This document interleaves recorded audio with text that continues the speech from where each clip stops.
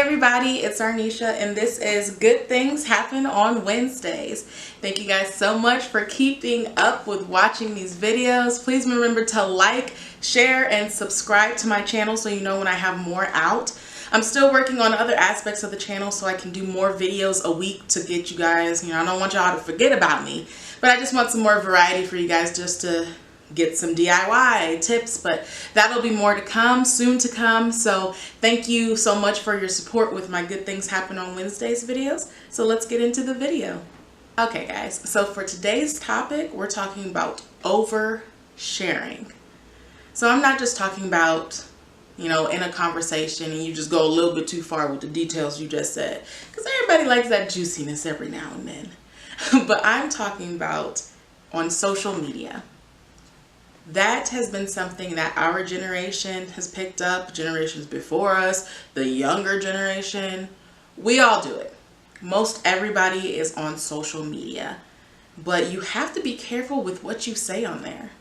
A lot of people complain about being judged or not wanting people's opinions.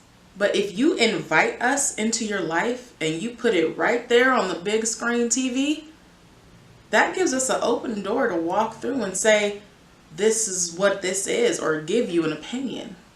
That's how social media works. And people fail to realize that. So when they post all of their information and then someone has something to say, why are you getting upset that someone had something to say when you put it out there first? It's social media. That's why there's a like button, a comment button, a share button, all of that. So you have to be prepared and aware of what you're getting into. Now, when it comes to oversharing, sometimes it can be good. Sometimes it can benefit you because you can get what you were looking for. A lot of people share some of their personal information. And I'm not just talking about the food you ate today or, that you had a big headache or, snot bubbles, whatever it is.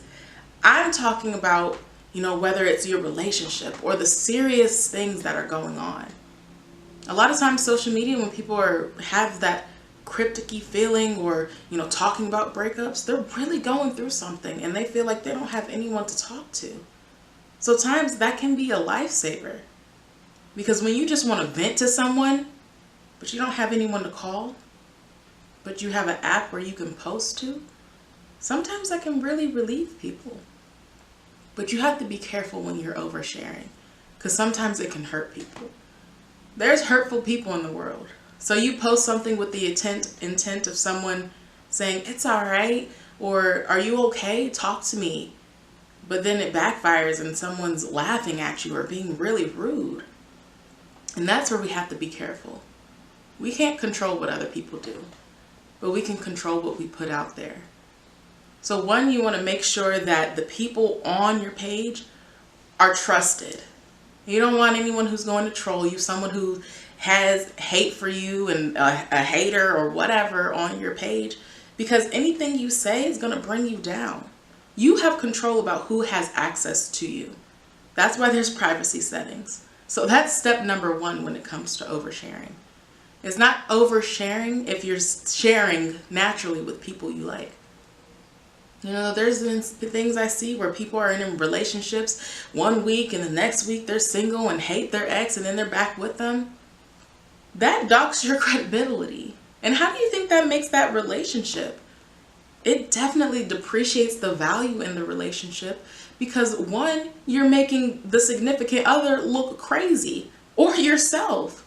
And two, when it becomes just you two where your relationship business should stay, now the whole world knows, and now when you get back together, everyone's like, oh, well, that's not going to last. So you get upset when someone has a comment about your relationship status or they don't like your picture enough. Well, no, we know that you're going through something toxic and you put it out there. So you wonder why you can't fix your relationship internally because you keep putting it out for everyone to see.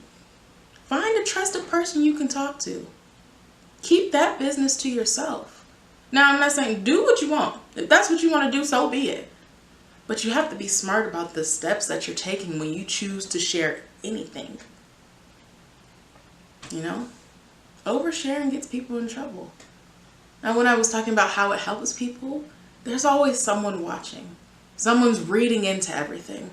If you post something that seems really dark and sad and that's out of character for you, we'll have your back. Someone's going to be on it in your inbox. What is wrong?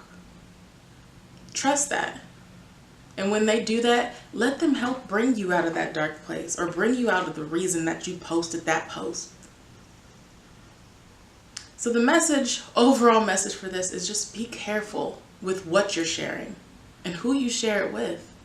Because some people will take that and run away from you, or they'll take it and run to you and make sure you're okay.